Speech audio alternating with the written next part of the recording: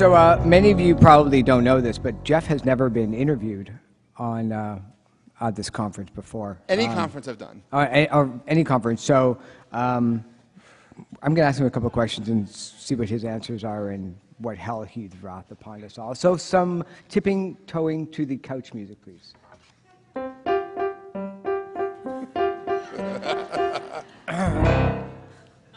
him the hard questions. Ooh.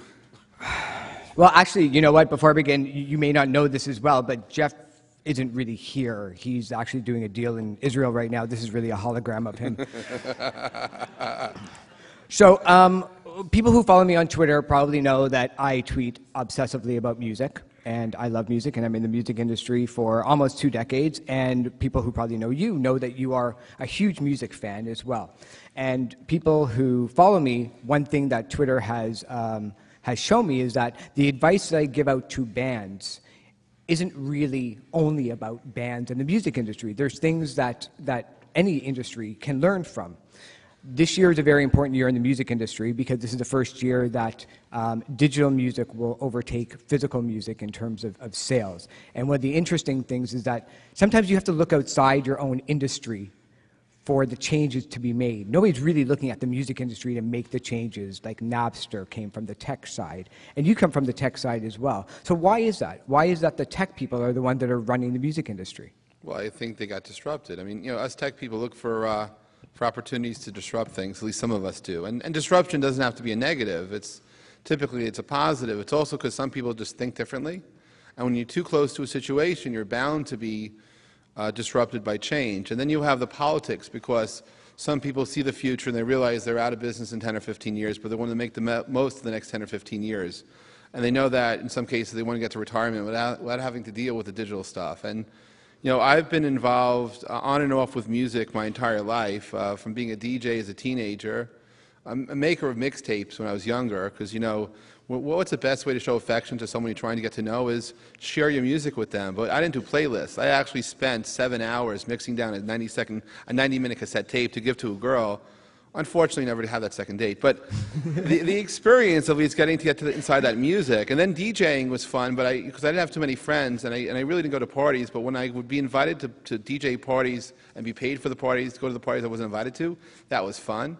And when I look at the technology change, because in the world of telecommunications, the same thing happened, that there was emerging technologies that was internet-based, and you know, the people in telecom for a very long time were ignoring it. They just thought what they were going to do was take the new stuff, replace the old stuff, and not innovate, because it was much easier than having to adapt to the environments. And what Napster did, you know, if Napster wasn't Napster originally, but it was more like iTunes, or there was a way for people to discover music in a meaningful way without destroying the great profits that were there, and without changing everything, it probably would have lasted better. I mean, I think Napster, for some people like me, it was a discovery process, because I was so into certain types of music, and having run a software company, I was really anti-stealing, and I was anti-stealing software, and having run a very unsuccessful record label, I very much respected artist rights. So I was to be the last person on earth ever to steal anything.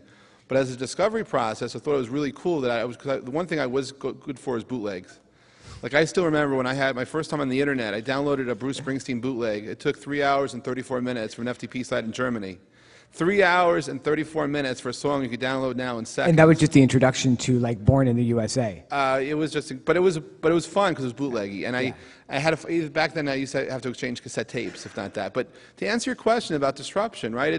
It's not so much the music industry being disrupted by technology, but it's people too. Because whenever people see new ways of doing things, sometimes they can't see in front of them. Someone else, a total stranger, has to say something to them, and then they see light. And in the case of us, the one thing that's getting in the way of innovation is rules and regulations. There are certain people that know to go to government to protect rights. Sometimes these rights are so strong that they prevent innovation. They prevent disruption, and what they actually do is open up an opportunity for an entire new path to be created, because that's what we do, is we always look for the way to get inside.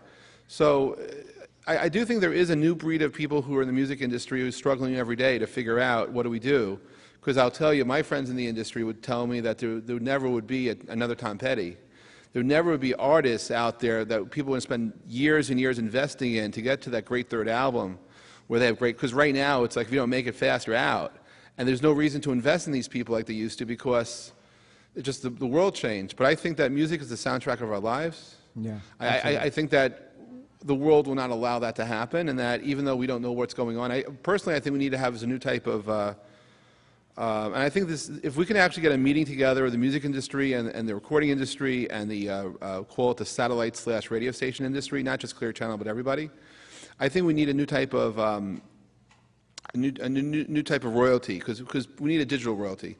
Because you have the, you have of course the publishing, and you have the music, but 55 years ago when people were negotiating this, they never thought about digital. Absolutely. And I think that if we could come up with a way for digital stuff to be paid properly, even if only 50% of the people, or whatever, if we do it right, everyone will contribute.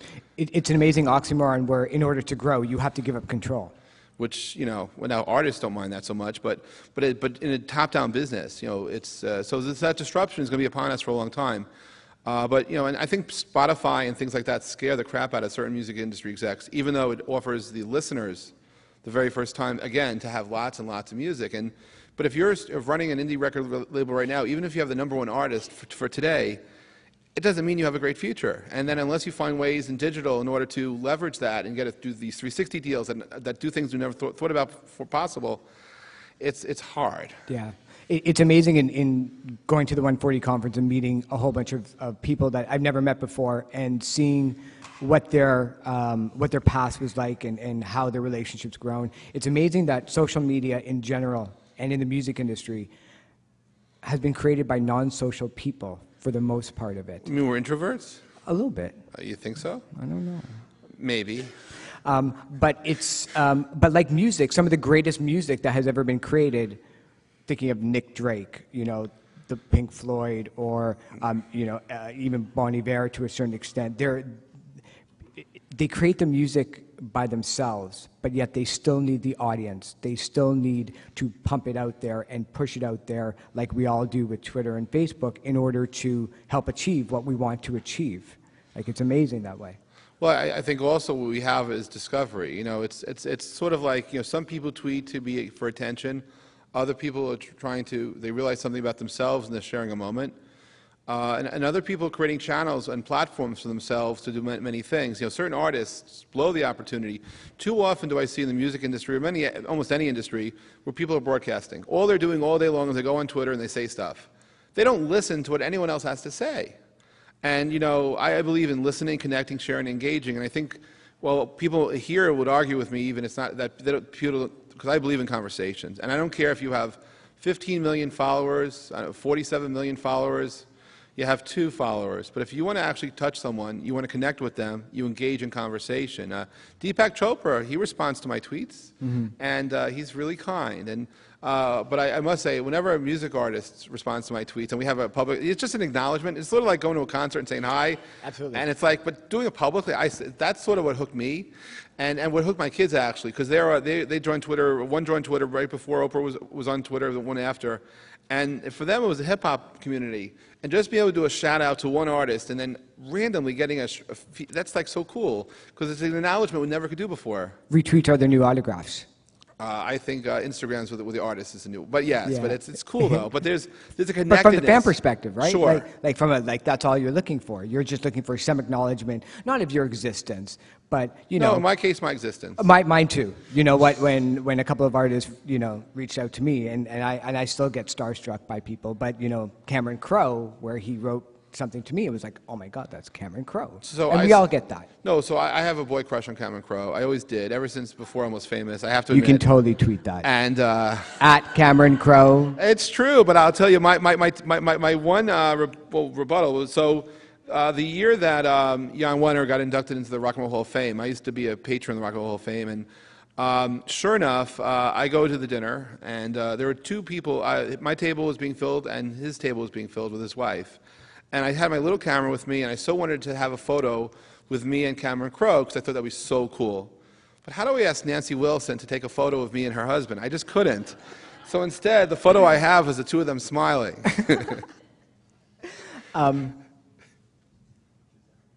Let's get to some. You've got. I mean, there's just so many. There's just so many ideas there. When growing up as a music fan, you created all these mixtapes. It's amazing sometimes that when you talk about digital music, people don't think of it's out there, that they can't see it, because that's sometimes the biggest complaint. But realistically, you really couldn't see music at all, even when it was on a vinyl record. It was all in this. It was all in the vinyl, and then when you hit cassette tapes and 8 tracks, and then CDs, and now digital. But digital kind of scares people. It's the cloud thing. It's like, I can't hold it, but they don't realize that your server and your hard drive is the new carrier of music or any information. See, for me, music is something we feel, and I'm very connected to music. Growing up, I learned how to play piano, but the biggest issue, I was very jealous of the kids who could play jazz music and meet all these girls, and I met no one. So I took piano lessons when I was in 12th grade, and I actually took some lessons, and then I taught myself music. And the worst thing that ever happened to me is my music teacher, Jacques Manjean, if he's still alive, he tells me in June of that year that after teaching me for a year, he said I could have been great, but I started too late. And it took 20 years for me to go back on piano ever again, because I was sort of like, I was like crushed, you know? But when I look at music, I see math, I see numbers, I see color sometimes, and I feel it around people. And there are certain songs that are always playing somewhere nearby me. I don't really need an iPad so much, because I can close my eyes and hear the songs, you know? I wish I could be on key, but they're there nearby. And so whether it's digital or virtual, cloud-based, you know, I do think that music is near us. And the mediums, you know, to regulate the mediums of how we share the music, it's, you know, it may help today, but, you know, in the 1980s, Radio Shack spent millions and millions of dollars trying to stop copy protection until they realized they would save more money by not doing copy protection, because they gave up on that. And the copy protection didn't stop the bootlegging at some level, and then it's just, it's the sincerity and honesty of the fans and how you connect. I mean, but I think that we're still going through an evolution, and what we're seeing today is not going to be the same in 5 years, because we're still in motion, we're still in transit. But I do think, though, that the social web is giving people a voice, and it's at times giving them a chance to be who they really are. And that's the scariest part, is when you fess up for the very first time in your life, I am me. Not only I am me, but you don't know me. And being able to have the courage to start connecting with people, because if you do it straightforward, people think you're nuts. And you start speaking your mind, it's not their mind, it's your mind, all of a sudden you have something to say? Like, why? But we have this connectedness here, and to the extent that artists can connect with fans, fans can connect with artists, and people can find their soul, it's very special times. It's bad and good. You know, when you think back to the 60s of the Beatles or Zeppelin or The Who, these bands were untouchable. You couldn't go backstage. You couldn't walk back there. Certain people could walk back there, but you and I couldn't walk back there. And now you have the ability to reach out and literally have a conversation with people, and artists like Justin Bieber, who have done a remarkable job, or Mac Miller, who have essentially started their career years in the making of the social media, where, you know, for artists, it's got to be a little bit scary. It's got to be scary for anybody in business, because you are broadcasting yourself to the world. And you have a transparency. And to the extent that you're sincere about this, it is scary. But by the way, for the record, December 10th, 2007, where was I? At O2 Indigo. I was backstage for Led Zeppelin's reunion. That was an awesome place to be, I must tell you. It was fun. I still appreciate that moment. And I was in the concert. I was tweeting the set list live.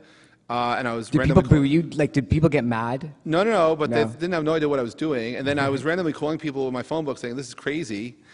And until the lady next to me passed out for 2 songs, I had the whole set list right, but she was okay afterwards. But it was these moments you're trying to capture, and trying to take photos and try to end it. But, you know, I do say this, that I am a photographer, but there's so many times I've stopped taking pictures because I found myself, the pictures were at the event, but I wasn't. And I find that when I take too many photos anywhere, that I lose the moment. And it's so much, I just want to be there, be connected with the person. Yeah, just put your phone down. And put the phone down and just feel it and remember for the rest of your life, because that's the best memory you're going to have, is in your head.